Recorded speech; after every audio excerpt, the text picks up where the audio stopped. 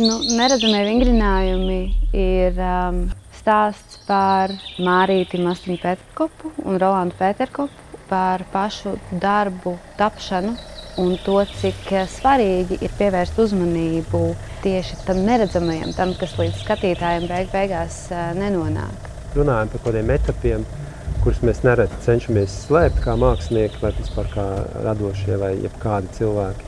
Šajā izstādē, kas ir tāds jauns kaut kāds, varbūt arī pagrieziens Marija un Rolas darbībā, kur viņi iziet uz tādu pilnīgu dažādu mediju mākslas kombinēšanu, parādās darbs un tas process, kas ir redzams tikai viņiem pašiem ikdienā strādājot. Mēs pieskaramies mieram, kaut kādā ziņā dabai.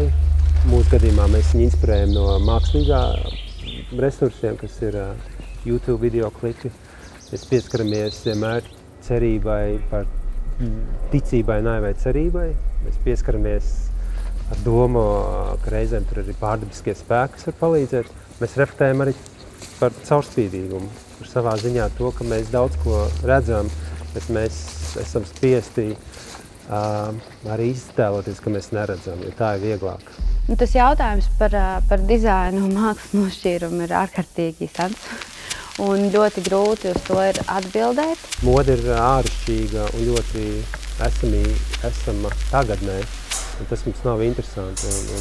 Un mēs veidojam modi kā komunikatīvu resursu, caur kuru mēs varam komunicēt. Laikmetīgā māksla bāzējas ne tikai uz to, teiksim, vizuālo vai kaut kādu estētisko pieredzi, bet balstās idejā, balstās tajā, kā caur konkrētu materiālu, ko mākslinieks ir izvēlējies, tas skatītājā veicina kaut kādu domāšanas procesu. Tā iedvesma nāk no lauku ceļiem, kur tu redzi uz asfaltiem izdriftētas riepu pēdas, un tu sāc domāt par tiem cilvēkiem, tām emocijām, ko viņi pārdzīvo un kas tas viss ir.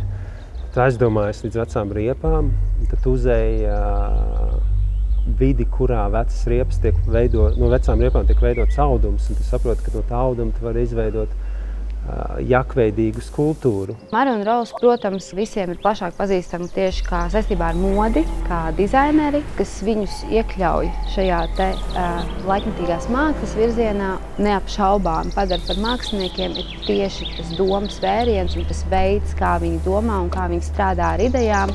Skaidrs, ka mode kā telpa mums interesē ne tā, kas ir šobrīd, bet drīzāk tā, kas būs. Un tā ir tā.